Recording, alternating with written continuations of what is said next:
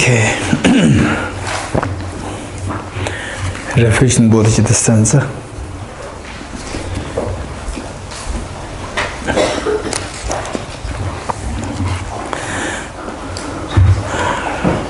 I'll go for refuge until I'm enlightened to the Buddha, the Dharma, the Sangha. By my accumulations of the practice of giving and so forth, may I become a Buddha to benefit all sentient beings.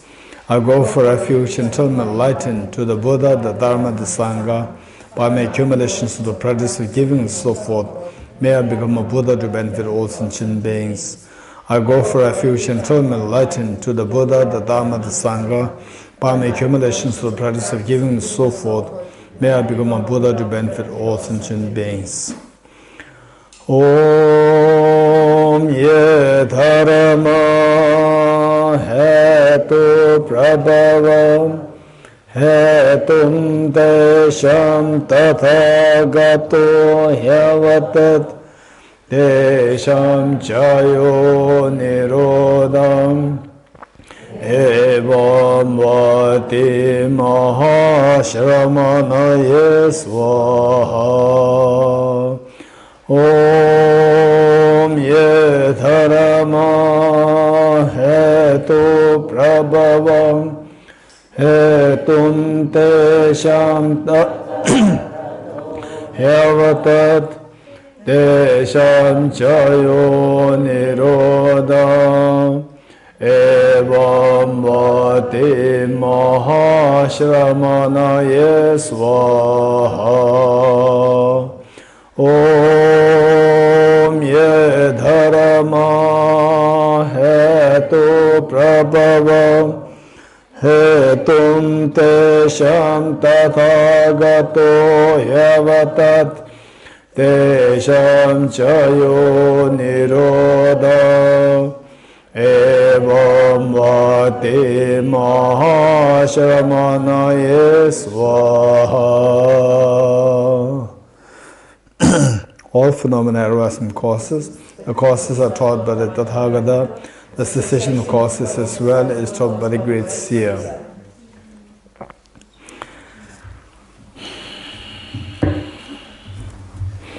Okay, what we were discussing was all composite things impermanent.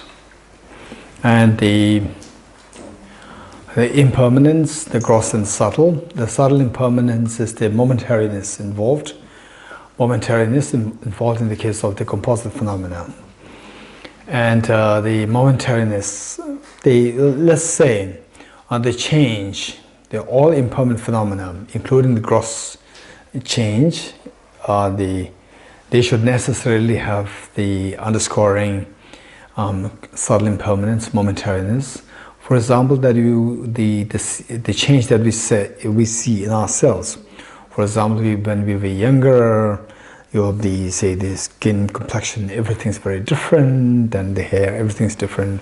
And then as you grow older, somehow it gets changed. Everything, whole bodily composition changes. And let's say, for example, a tree. You plant a tree, and then it, say, like within 10 years, it grows to like 10 feet tall. So how come that this change happens 10 feet tall? It is not that for the last 9 years and 11 months it remained a tiny sapling, and tomorrow comes to 10 years and then suddenly it pops like 10 feet tall. No, every year it has been growing the 1 foot every year. Oh, where is your wife? We're taking turns. I'm sending the recordings to her because she's taking care of the kids. So we're taking turns.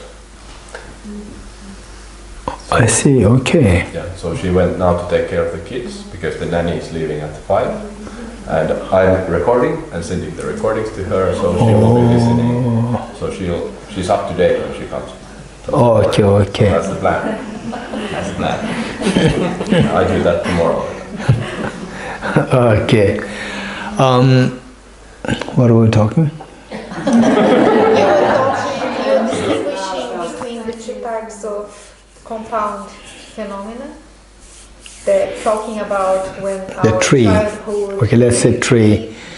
Okay, the change that you see, within 10 years, a tree which grew to like 10 feet tall, so this tree has been growing every year, one foot every year.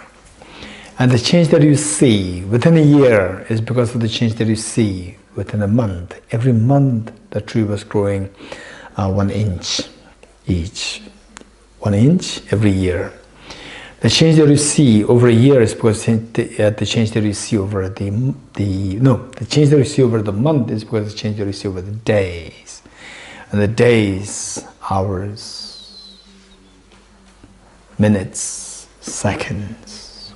Okay, which means that the change that we see, the tree is growing, our body also becoming older, and the house, everything, all the change that we see is all because of the change happening on a yearly basis, monthly basis, weekly basis, daily basis, hourly basis, then the minute basis, second basis.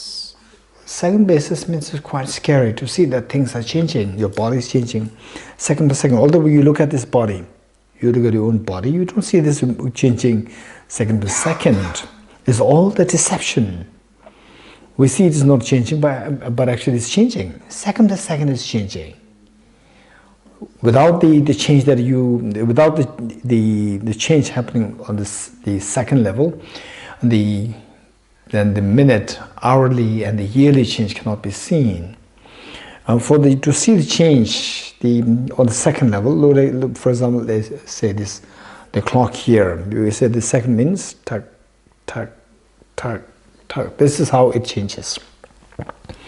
And then the change that you see over the second by second is only because of the change that you see millisecond by millisecond. Millisecond means 1 second has how many milliseconds? 1,000 milliseconds, which means that it's moving so fast. And in the mobiles, we see that 1 second is split into 100. Well, not 1,000, it's split into 100. And even the 1 second split into 100, our eyes can really catch it. So really, to meditate on impermanence, it is very important for us to look at the timer or the stopwatch in a mobile. Just press it and see how it moves so fast. This is how body moves so fast. Everything, all composite phenomena, they move so fast. When you see that literally, when you see that it's moving so fast, it's very scary. Very scary. And look at the other person sitting next to you. Look at the other person sitting next to you, not at me.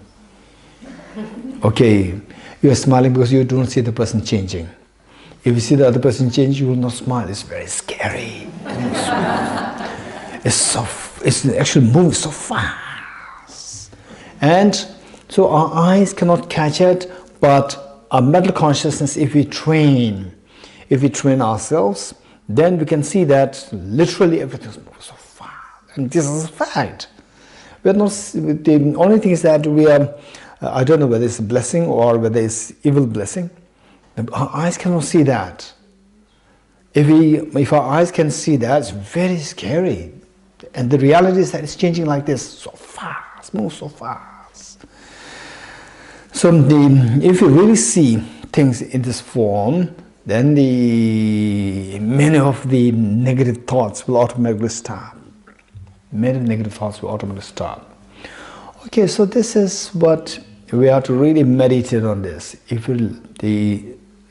Okay, let's say, for example, if I tell you that you want to begin a startup, and you need some investment, and then I say, okay, I'll give you a loan, and you're so happy somebody's giving you a loan. How much? €1 million. You're so happy, right? And this is just for 2 days. Why are you laughing? Because it's just no point. In 2 days, it will pass like this. So it's so momentary. It's so brief. Like was all composite phenomena so brief? They are so brief.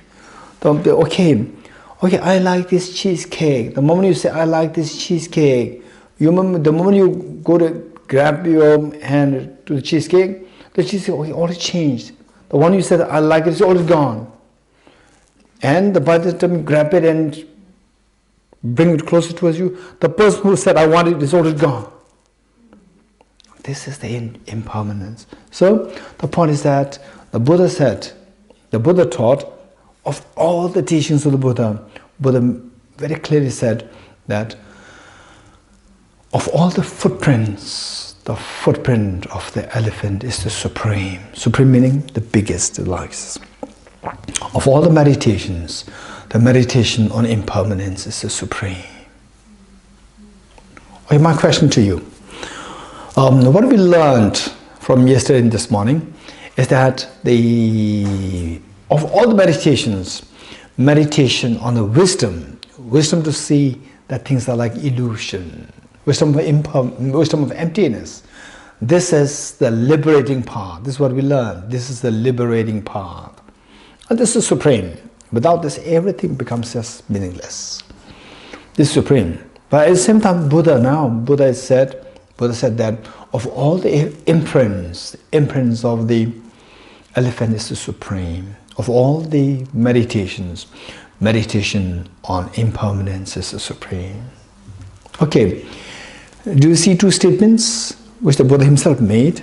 That of all the meditations, meditation on emptiness is the liberating path, is the most important. Then on the other hand, the Buddha said of all the meditations, meditation on impermanence is the supreme. Why? Why do you think the Buddha made these two statements, which are superficially very different, superficially very contradictory? Any idea? Yes? I believe, my beliefs is because these are two sides of the same coin. How? Empty, if you are empty of inherited existence, means there is change happening all the time. It's not stuck, solid, existing without changing at all. Non-composite phenomena? As if it was... non-composite phenomena, do they have the emptiness nature or not? Everything is emptiness. Everything is not impermanent. Only composite things are impermanent. Yes. So how can you see that these were the two sides? But when we are looking It's not applicable to non-composite phenomena. When we're looking at the I believe I exist. That's fine. My question is, why meditation impermanence is what the Buddha considered as the supreme, while the meditation on emptiness is the most important thing. Anybody? Yes? The impermanence meditation leads you to freedom and the emptiness to Buddhahood? No. Without emptiness, no freedom, sorry. Without emptiness meditation, no freedom. No matter how much you meditate on impermanence, no freedom. Yes? I think meditating on impermanence helps you to understand emptiness. Meditation on suffering nature also helps us to, all composite things are impermanent, all contaminated things are suffering nature. Second one also helps us to take to emptiness. Okay, yes, Henry? Depending on the audience, who he was giving the talk. No matter what, who the audience is, without the wisdom of emptiness, no exception. Even if you are the king, queen, prince, president, prime minister, if you want to be liberated from samsara, you must have to have the wisdom of emptiness, no exception. Anybody? Okay, Alex? Make the attachment and meditation on impermanence with you to become disattached. And then the meditation on suffering also will help you to detach. Okay, Henrik. Meditating on impermanence. Not permanence, impermanence. Impermanence. Yes. Make us realize that we need to practice now because everything is changing, so we have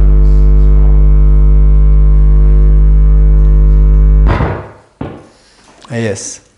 almost it's like lights a fire under us that we need to practice, and we need to meditate to realize. Okay, very good, Henrik. Very good. Anybody else? What's impermanence? When I look at if I think about I'm impermanent, this means there is an end to it. I'm going to die.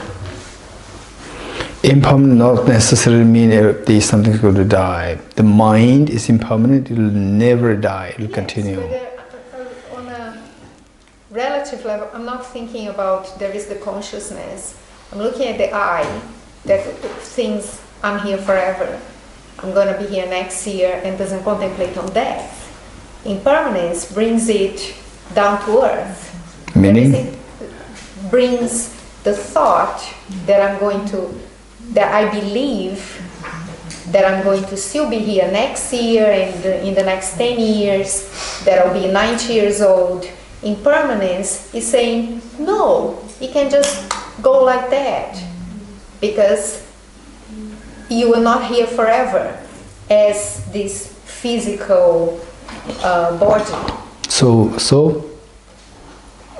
Well, so what I started talking about, impermanence brings you down to earth in relation to Suffering also makes you down to earth in relation to Yes. death, because the death is... But I think death, if I know that today can be my last day, my relation to others should be different. I'm not going to engage into being...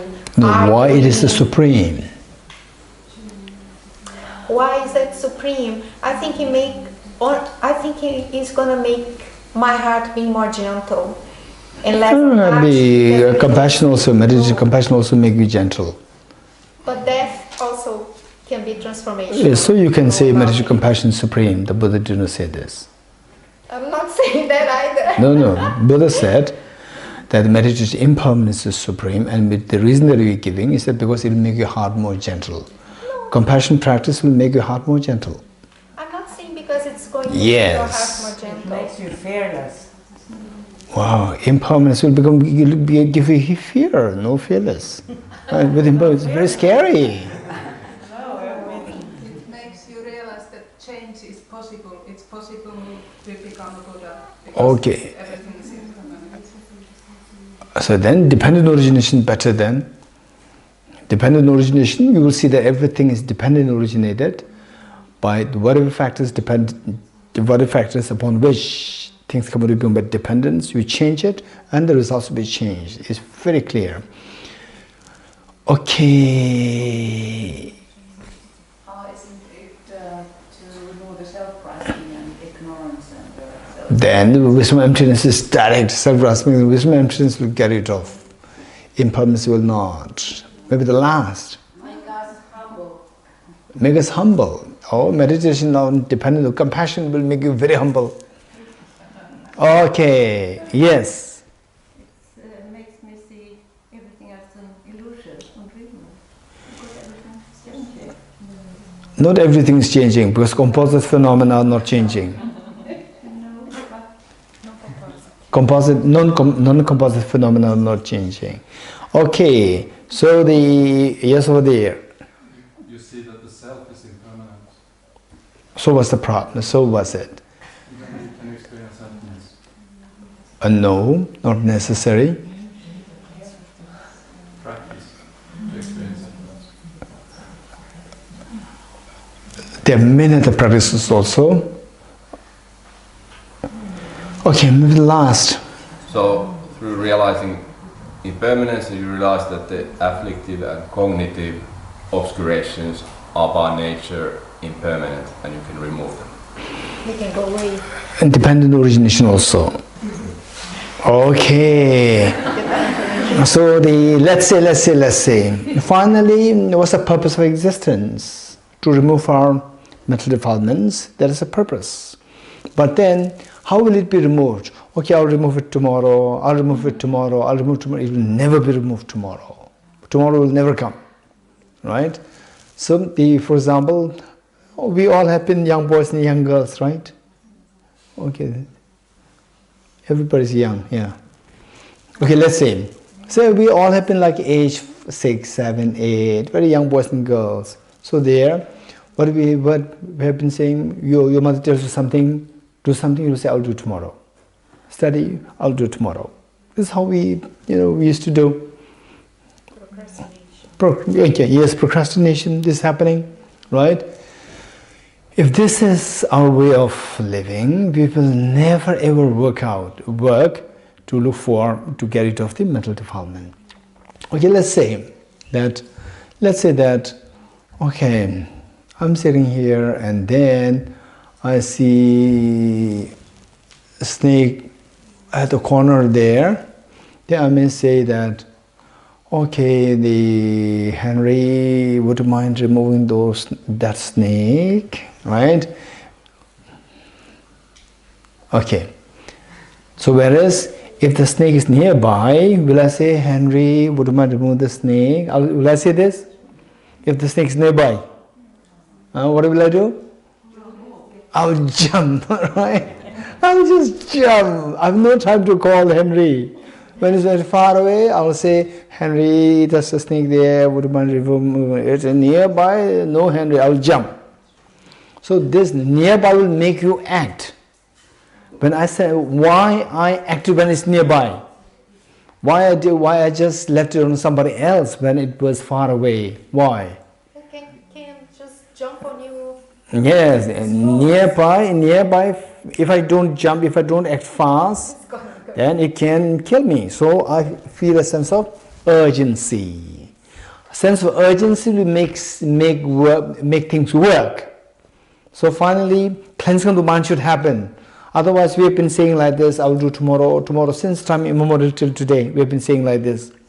And never we remain samsara all the time. But now with the sense of urgency, then it will make us work. So what will give us a sense of urgency is the impermanence. This impermanence meditation will give us a sense of urgency. Sense of urgency, with the sense of urgency, then we have no time to calculate. We have to jump, we have to act. Only if you act, you will reach somewhere. Okay, therefore, the meditation on impermanence is what the Buddha described as the most supreme. Okay, now with this, can you imagine the reasoning which I gave you, that the change that you see in 10 years is because the change that you see in the 1 year. The change that you see happening on the yearly basis is because the change is happening on the monthly basis, weekly basis, daily basis, hourly basis. Can you imagine that? And the change that you see on the hourly basis because of the change that you see in the minute basis, second basis, millisecond basis. Can you imagine that? How can you imagine that? You look at your own hands. Look at your own hands. You look at your own hands. Can you imagine that although your eyes cannot see that, but can you imagine that from this reasoning, can you imagine that actually it is moving so fast, but these millisecond by millisecond, this hand is moving? Can you imagine that? Yes. If you can imagine it, this is what you have to reflect on, meditate. If you do an analytical meditation, just try to think of the changes, grosser changes, because that's subtler. And then you realize at one point that my body is moving at that pace, and Henry is moving at that pace, everybody is moving at that pace, this hall is moving at that pace, and the Finland is moving at that pace, everything is moving so fast. You can feel it. And then you meditate on this, it's very, very scary. Okay, what happened was that it was when I was about 21 years old. No, I was like 20 years old. 20 years old when I first joined the monastery, the Institute of Buddhist Dialectics. When I joined them, my teacher, I was so lucky to have my teacher, Venerable Gain Lamrim Rinpoche, who was the lifelong retreatant meditator. And then I was so keen to also, become one like him. And then I requested him that please give me some instructions that I can meditate. And then I already formally studied Buddhist thought for 1 year. But then this young boy, that's just aged like 20, he would really feel envious of you. This boy studied for like whole 1 year. Still, what he learned, very basic things.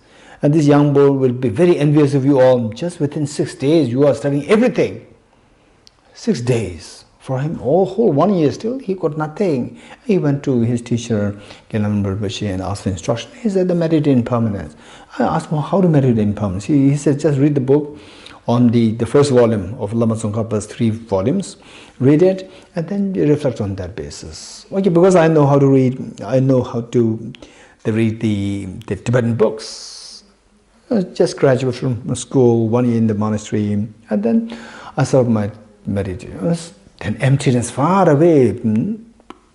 So emptiness, ideally speaking, I was to be introduced only after like the 8 years. Only after 8 years. And here in 6 days you are getting everything.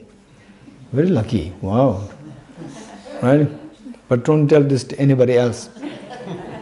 Particularly the monks in the monastic universities. If you ask them this emptiness, affirming, non-affirming, and you ask these questions to them, they will ask you, okay, you study emptiness? Yes, we studied emptiness. Then they will ask you, the first question they will ask you is, how many years you studied? And you will say, 6 days. They'll be shocked. Right? Don't disclose this fact. Pretend as though like you have not studied emptiness at all. Okay, keep it for yourself. Okay, 6 days emptiness. Not even 6 days. You have not yet started emptiness. Now this is our second day, right? Second day. Okay, maybe like 4 days. Okay, so there then I was meditating, and of course the situation should be very conducive. Conducive meaning that everything's so pleasant. No, if everything's pleasant, no impermanence. So things should be in accordance with the practice, but then they don't go to the extreme of subjecting yourself to a very harsh situation. Don't go to the extreme. Okay, in my case, no option other than go through these harsh situations. And then luckily within 5 days, believe it or not, within 5 days, the experience was very scary experience came to me within 5 days. Literally as though like the whole wall. Why I was just enclosed in one room, damp room, very cold, snow outside, gloomy inside the house, very dark, very cold, no heating system. And so there then they meditating. And then they say the early morning, getting up early morning, just a very young boy, needed so much of sleep for the body. But then, getting up like 5 a.m., very early, early with respect to the situation. Snow, cold, damp.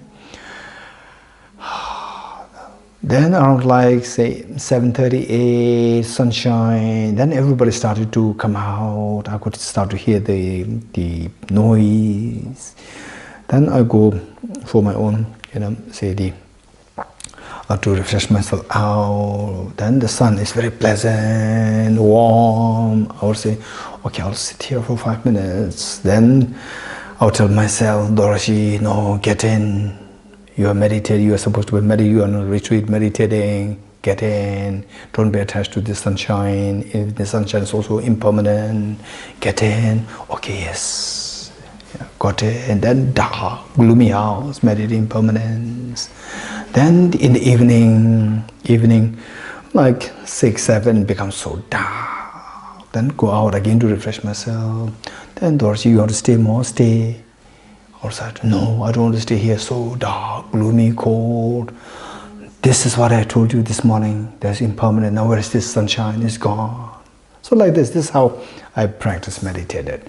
And then got in meditating within 4 or 5 days. Within 4 or 5 days, so literally the whole wall seemed to be like, vibrating, like impermanent, like this.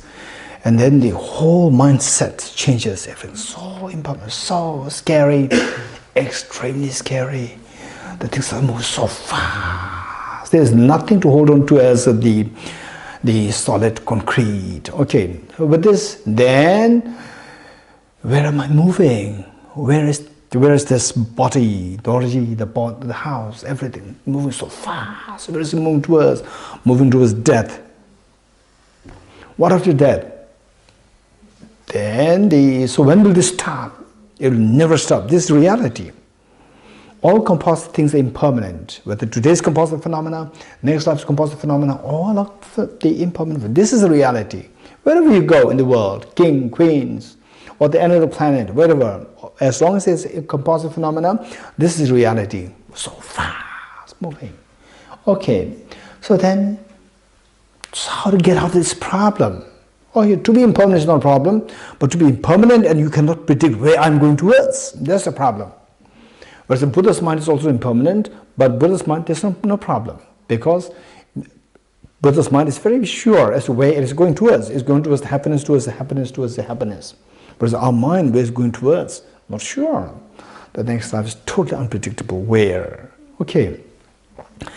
With this, then how to get out of this? Only by understanding emptiness. Then this young boy just felt the need to learn about emptiness. How I wish there's somebody teaches me emptiness. How fortunate they are, the students who are already there in the emptiness class. How fortunate they are. Felt very strongly of that. Okay, so with this, now the point is that, imagine, if this is the reality of impermanence, everything's moving so fast, all composite phenomena move so fast, then the question is, where are we going? Where are we heading towards? This is the question. So imagine that somebody on the railway platform, somebody, a stranger, unknown person, just picks you up and throws you into a very fast moving train. What do you really think? Huh? Well, fine. That's that. Huh? It's not fine, but that's that. No, don't scare me. It's dead. So, faster the train moves, first you will have the fear. That the unknown person picks you up, throwing a very fast moving train, that's a tremendous fear. And faster the train moves, more the fear. Why? Because you don't know where this train is taking you. Right? Okay, who decides where the train is taking you?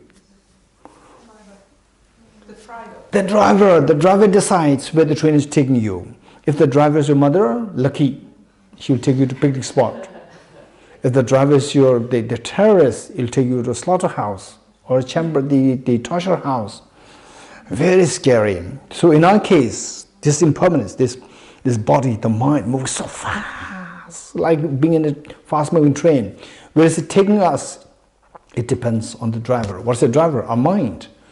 Although the driver is not bad, but the driver is under the control of the worst of the contaminations, worst of the demons, the two demons, self-grasping ignorance and self-centered attitude. These two are controlling our mind. As long as we are under the control of these two demons, our mind is under control of these two demons, they will never take us to a good, happy place. They will only take us to the suffering and the torture house. Suffering. This is the second seal. What is the second seal? Hey, what is the second seal? All contaminated things are suffering in nature, meaning that anything which is under the control of the contaminations, contamination means mental contamination, particularly the two demons, self-grasping, ignorance, self-centered attitude, will only lead us to suffering. All contaminated things are suffering nature, will only lead us to suffering. What kind of suffering? Sickness, aging, death, tension, depression, anxiety, anguish, depression.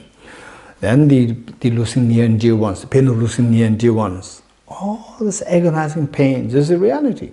This is a reality, right? So we need to really reflect on these points more.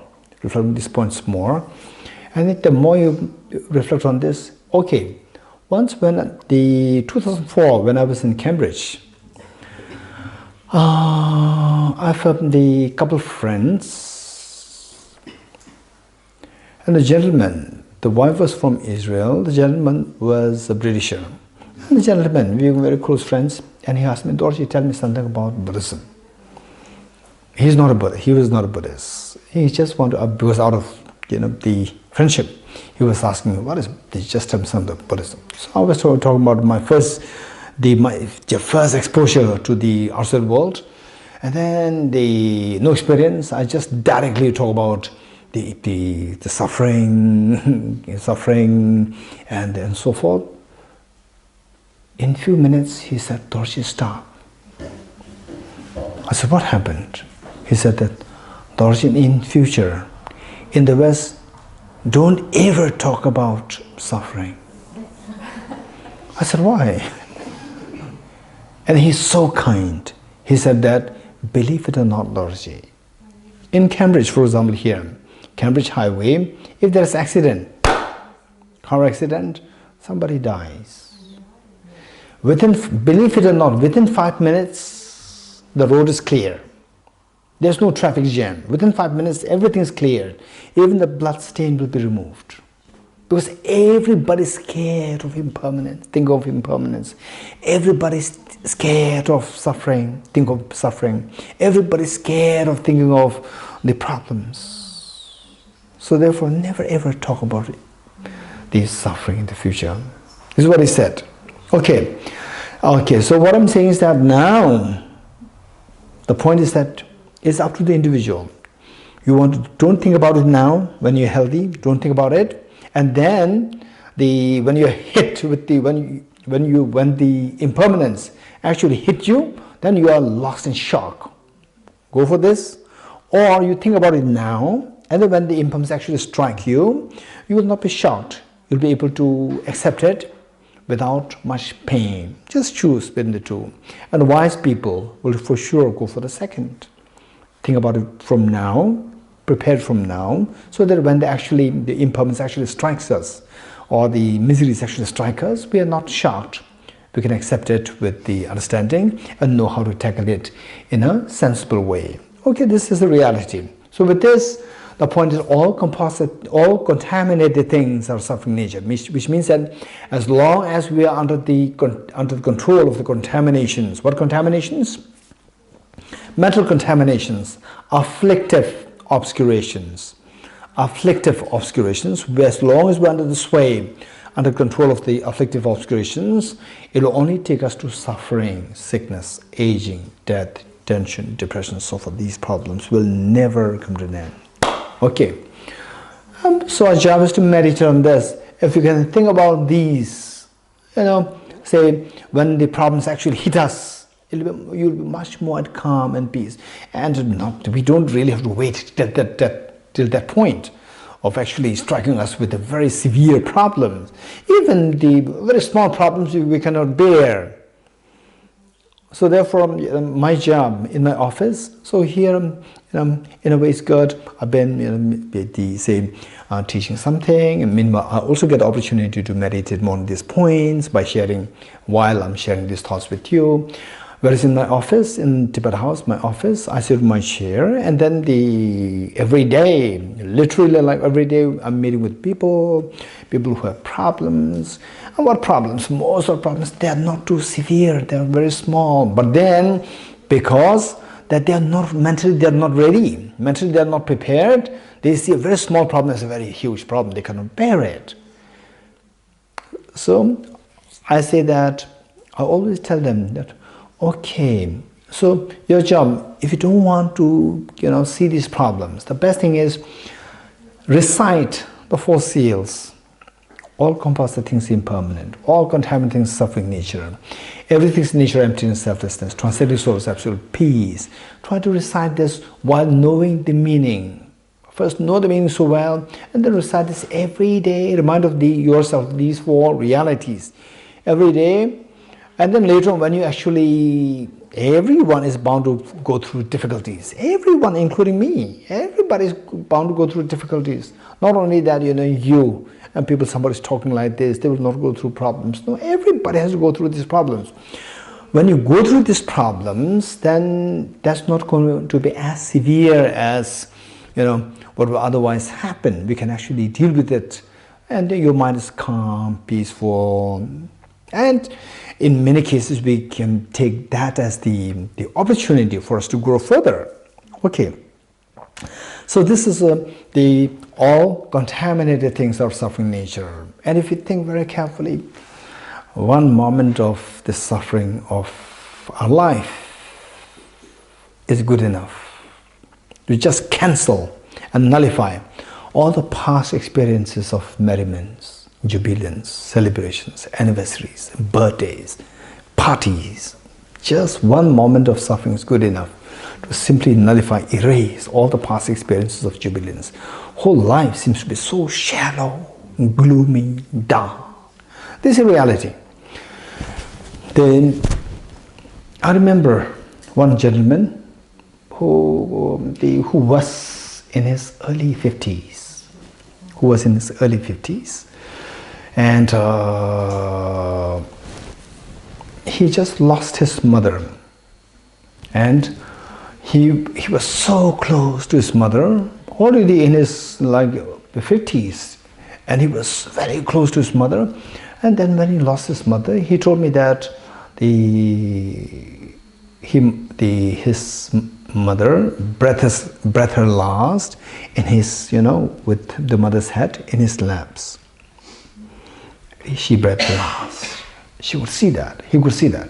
And he said that after loss of my mother, life is totally meaningless. I don't see any meaning why I'm surviving. This was what he said. And then he also saw the cremation of the mother. And he saw that the life is so meaningless, hollow, very shallow, hollow, gloomy. And then I'm just operating now, just for the sake of, surviving. That's it. Otherwise, I don't see any meaning. And then on top of that, he said that when I see people walking, because he saw his mother's body lying there, and then it turned into ash after the cremation. And he said that when I see people walking, he would see just ash moving like this. It's so, life is, this whole world is just totally meaningless. No, just one moment of such a sad incident is good enough simply to erase, nullify all the past experiences, what we call as the jubilance, celebration, festivity, party, and so forth. It's just one moment is good enough. This is what the reality is. It would be good if we can think about this once in a while. It's quite painful, but this will prepare us because we can't evade the reality of the impermanence. Okay, then the question arises, if this is the reality, whether or not there's a way out. For example, this morning's discussion, the Finnish group or the Swedish group, I don't know, about the compassion, love, and the attachment. Finnish group. Okay, so this discussion, now this topic comes here. Whether or not there is a solution to this, where all the pains can be erased completely. All the pains. So where you can have so much of love, but without pain. Whether or not that is possible, whether or not the pain can be curbed, all pains can be curbed completely, this is the question. Okay, 2018, it disappeared. We did not have to do anything, it stopped on its own. Likewise, say the King Henry. King Henry, which country? France? Denmark? England. There are many King Henrys. Many King Henrys. All the King Henrys are gone now. Right? All are gone. Also French. There are also French. Okay, so all the King Henrys are gone. Right? Now the kings in the ceremonial kings are left. Some ceremonial kings are, the real King Henrys are all gone. Alexander the Great, Julius Caesar, all these are gone. Right? Impermanent, they're gone. Okay, so nobody can stop them. But the question is, it would be wonderful, the way they left the world, if our misery is also left completely, that would be wonderful. When will that happen? It will never happen. right? 2018 left, and 2019 will also leave for good. But our miseries will never leave us unless and until we put effort. Unless until we put effort, it will never leave us. Oh, it's quite scary. What effort is required, right? Now that we are alive, we got the opportunity to meet with the Dharma, the Buddha's teachings. So wise teachings. Amazing. We're so fortunate. What kind of effort? What kind of effort is required? This is the question. What effort? Tell me, anybody. To practice the Dharma.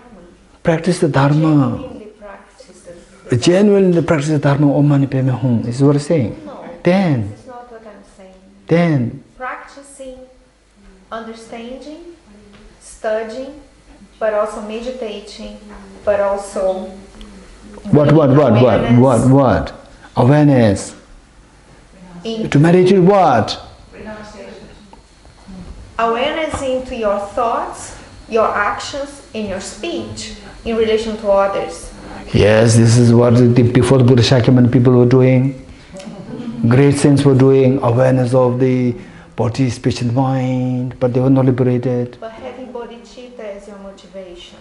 Okay, now, from what we learned yesterday and this morning, tell me, what should we do if we don't want, if this suffering, you want to bring an end to the suffering, otherwise so exhausting, so tiring, what should we do?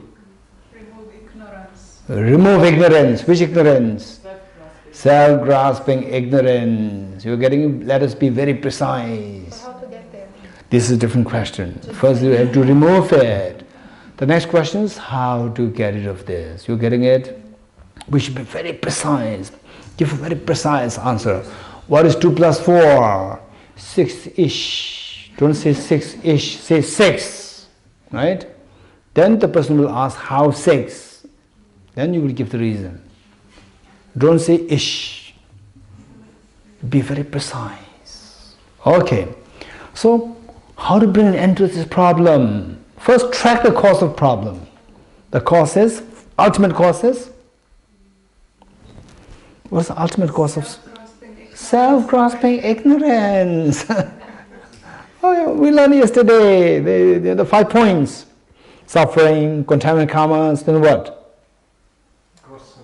Gross afflictions, inappropriate attention, self-grasping ignorance. Finally, immediate contaminant karmas. Finally, self-grasping ignorance. Get rid of self-grasping ignorance. Okay, wow. Now, at least I've got a solution. The self-grasping ignorance has to be got rid of. How to get rid of this? The next question. How to get rid of this? Just as the darkness, ignorance is like darkness. Just as the darkness can be eliminated only through introducing the light, it is only through introducing the light of the wisdom that the darkness of ignorance can be eliminated. What is the light of the wisdom? Wisdom, by the very definition, is a discerning mind whose apprehension of the object tallies with reality. What's the next question? What's the next question? Hey, tell me what's the next question? How to attain that mind? Huh? How to achieve mind like that? Don't be vague. I said, I told you very precisely. What is the wisdom? What is the wisdom to be introduced? Discernment. Wisdom is the discernment, is a discerning mind whose apprehension of the object tallies with the reality. What's the next question? Well, what reality are you talking What is the about? reality? Reality. No, don't make it too long. What do you mean by reality? What's the reality? Full stop. Absolute reality, conventional reality, which means that then I'll keep listening to you. Then you will keep speaking. Right? Absolute reality means this, conventional reality means this, and this is, it will never end. Just ask, very precise, to the point. What is the reality? You're getting it? The reality is what let the Buddha speak. Right? Don't speak yourself. Let the Buddha speak. So the Buddha taught the reality is everything is of the nature of emptiness and selflessness. Seal number 3. What is the third seal? Read. What's the third seal? Everything is of the nature of emptiness and selflessness. Exactly, this is reality. So this is all connected, all the four seals, they're connected. All composite things are impermanent. This understanding will lead us to understand all contaminated things are suffering nature. With this, automatically, invariably, it will take us to the next. What's the reality? Everything is the nature of emptiness and selflessness. Okay. What does it mean? Okay, so what I said is that you asked me what is the reality. The answer that I gave you is that the Buddha said the reality is everything is emptiness. It's the nature of emptiness and selflessness. What is your next question? What is your next question? Everything is of the nature of emptiness and selflessness. Well, the question will be, okay, differentiate both. Why are they being treated separately? Okay, why there are two things there? Yeah. Any other questions? Wow, I'm The question is to define what they mean. Very good. What do you mean by emptiness and selflessness? Just make it very precise. What do you mean by emptiness, selflessness? You're getting it? Okay. This is how we need to learn. We need to learn how to ask the questions very precisely. What do you mean by selflessness, emptiness? Okay.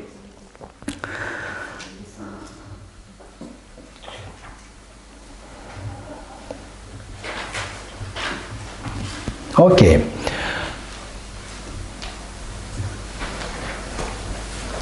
So this leads us to the understanding of emptiness. Now the liberating path. Right? We talked about the liberating path. The path which is, one is the liberating path and the others are the ripening path. So this leads us to emptiness. Okay. So for that, the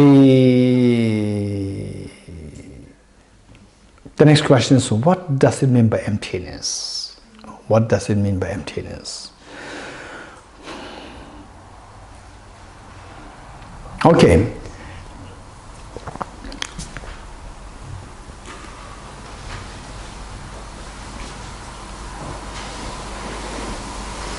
How many of you in your life you have dreamt of some very scary dreams? How many of you had very scary dreams in your life? Okay, most of you. Okay, how many of you never had a scary dreams in your life? One, you never had. You don't remember. Okay, it's not that you never had, right? My question is, how many of you are sure that you never had a scary dream in your life? What does it mean by scary dream? If this is the thought, raise hands. Okay, which means that except for one, we all had scary dreams. Okay, let's say, okay, this is a very important point. What is meant by emptiness? What is meant by emptiness? And many people, including the professors, university professors, they have a very naive, not all, some are brilliant, very good on the understanding of the Buddhist philosophy, the emptiness concept, but then there are many who have very naive understanding of emptiness. They say in Buddhism, there's nothing. Everything's empty. And then some people trying to compare the Western psychology, Western philosophy, and then the Nagarjuna's philosophy, saying that Nagarjuna is falling into the idealism, where nothing's accepted, everything's rejected. Idealism. Listen. Nowadays they think Listen.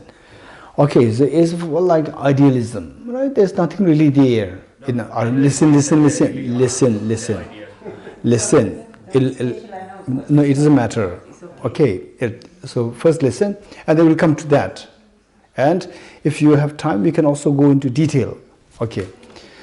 So they talk about this is how they compare. Not they meaning everyone. Some scholars, but those people who really understand Nagarjuna's philosophy, they will not compare like this. They will not compare with idealism, and some will say into nihilism. All versions are there. It's not that, because that the idea is when one does not understand Arya Nagarjuna's philosophy well, then you compare it with many things. And some people may even say that Nagarjuna's philosophy and the quantum physics, these two are just identical. Some people say like this, some people say Arya Nagarjuna's philosophy totally nihilist, some people say that this is idealism. Okay, these different versions are there. So the point is that this is a clear indication that they really don't get what is Nagarjuna's philosophy or what the Buddha is talking about, emptiness. So they think that emptiness means nothing existing. You're getting it? Okay. So for that, what exactly is emptiness? Before we go into emptiness, the question is, what is the demarcating line of somebody having understood emptiness? For that matter, we need to know two questions which is so important. Number one is, do things exist? What's the answer? Say if you are the advocate of emptiness concept, the way Arya Nagarjuna presented in its crystal clear form, if you're advocating his philosophy, or if you advocate the Buddha Shakyamuni's teaching of the second turning Buddha of Dharma, emptiness concept, then they say, do things exist? My question to you, what is your answer? Yes. Okay, if you say no, you fall into nihilism. If you say no, you fall into nihilism, which is not at all emptiness. It's very far away from emptiness, number one. And many philosophers, they think that, okay, according to Arya Nagarjuna, according to the Buddha Shakyamuni, that the answer should be no, nothing exists. This is totally wrong, number one.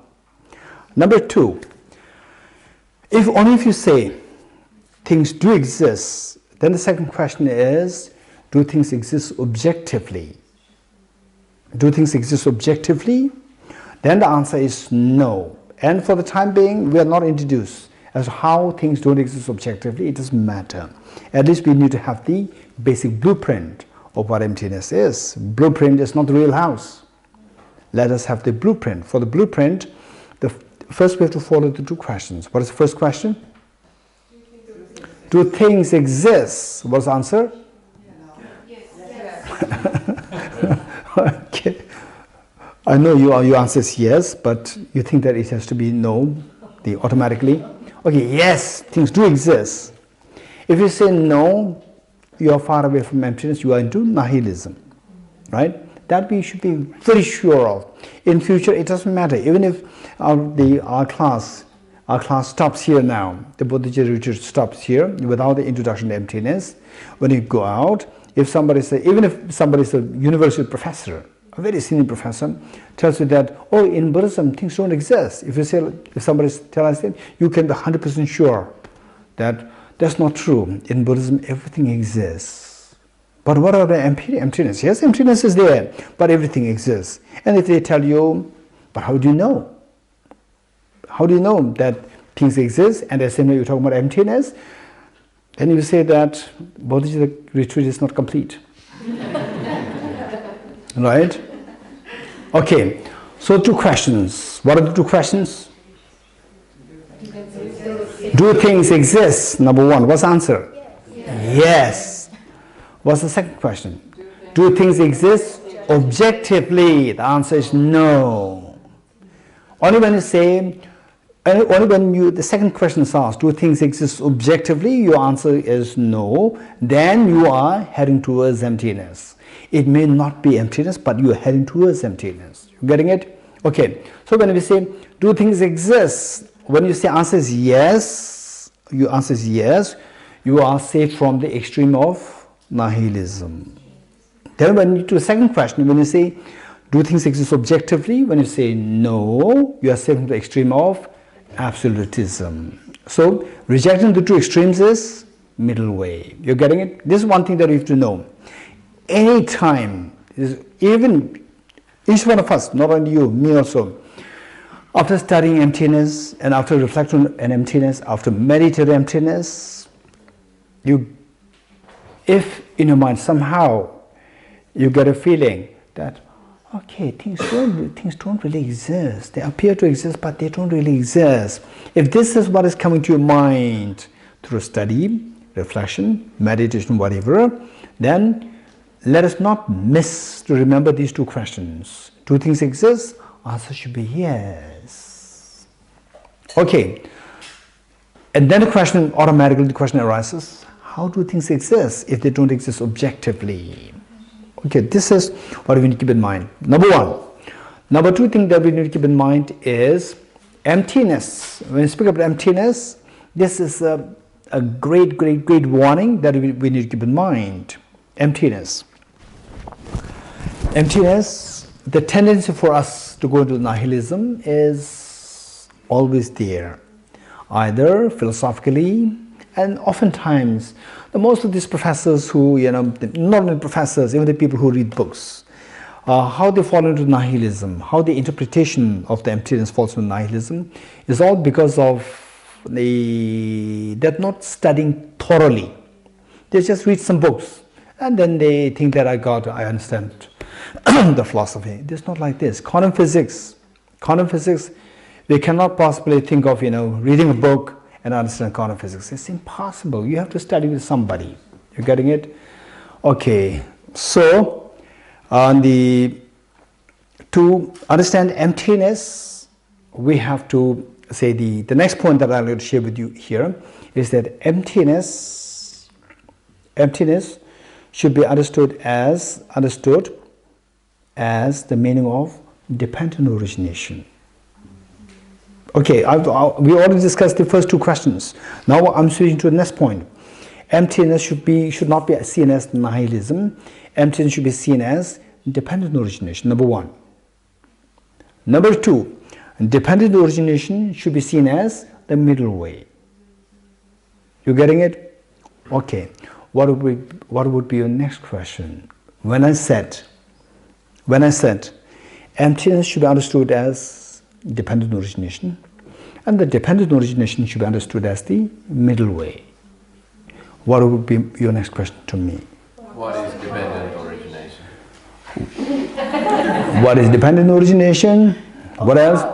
Because when you say emptiness should be understood as dependent origination, and then how is the understanding behind it to make the link between them?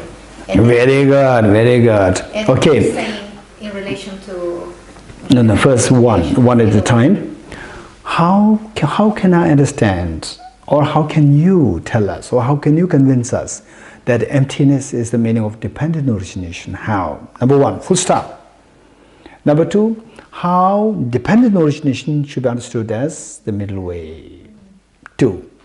Once you get these two answers, then by default you will get the synthesis of these two. That is, therefore emptiness means the middle way, not nihilism. Okay. So first question, what's the first question? The first one, do things exist? Is that the question? No, two are done, finish. So how to make the how does one understand emptiness in the light of dependent origination? Okay, this one. 5 points. 5 points. How one understands emptiness to be the meaning of dependent origination. 5 points. Number one, emptiness. Number one is emptiness. Okay. Emptiness does not mean nothingness. Emptiness is a short form of emptiness of independent existence. Emptiness is a short form of emptiness of independent existence. Okay, how many of you know who? How many of you know who? Raise hands, how many of you know who? No, who? You don't know who? What? Do you know the word who? Huh? Who people in China? There's people, nation like that. World Health Organization. Very good. Okay. Very good. Who? World? Who, right?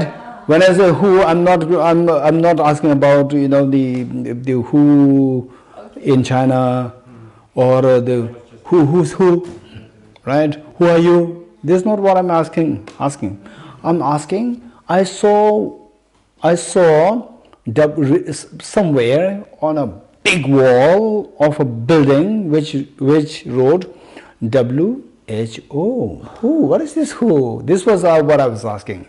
So that's not who, it is World Health Organization. It's a short form of World Health Organization. Emptiness is not empty. Emptiness is a short form of emptiness of independent existence. Okay, number one is emptiness. Number two is emptiness of independent existence. Emptiness means it is a short form of emptiness of independent existence. Number two. Number three, emptiness of independent existence means nothing exists independently. Number three. Nothing exists independently. Number three. Nothing exists independently. Number four, nothing exists independently means everything exists by? Wonderful. Everything exists by dependence. Number four. Everything exists by dependence means everything is dependently originated. Number five. So therefore, with these five lines of reasoning, we come to realize that emptiness is not nothingness. Emptiness is the meaning of dependent origination. What's your first part done? What's the second part? What is the second? In relation to dependent origination and the middle way.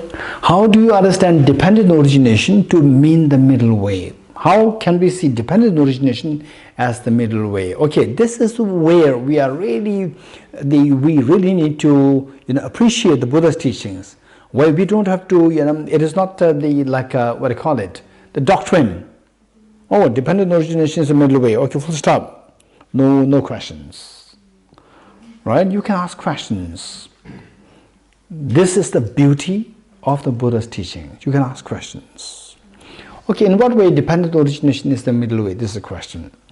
Dependent origination has two sides. Dependence and origination, two sides.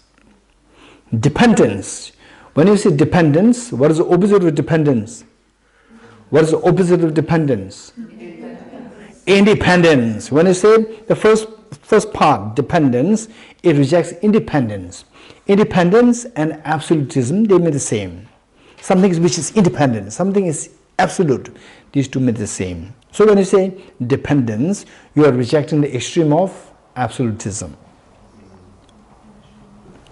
Number two is, hey, dependence is done. Origination. When you say origination, origination means something comes into origination. Something comes into origination means something comes into existence. What is the opposite of existence? Self-existence. What is the opposite of existence? Non-existence. As simple as that.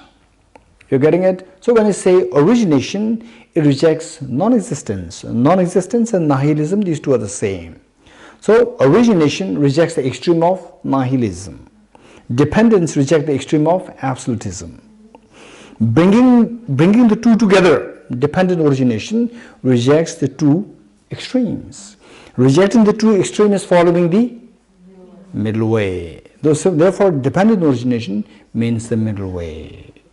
Now, bringing the two big theses into the conjoin the two. Emptiness means dependent origination, and dependent origination means the middle way. Bringing them together, you'll understand that emptiness is the middle way.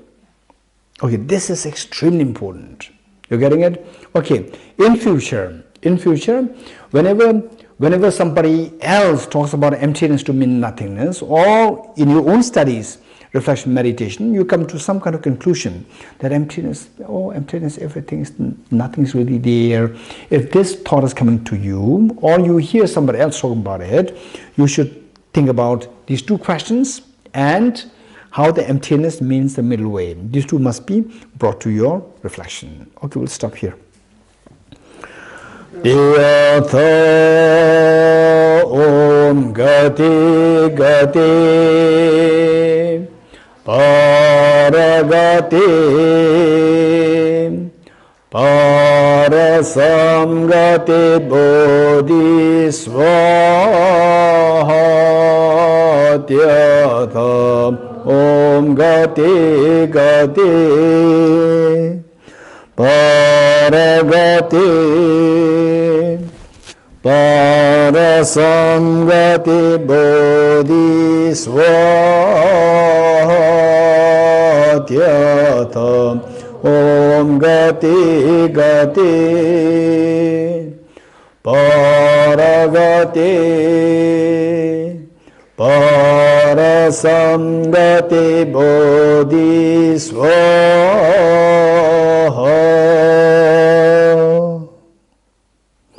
We get through prostrations.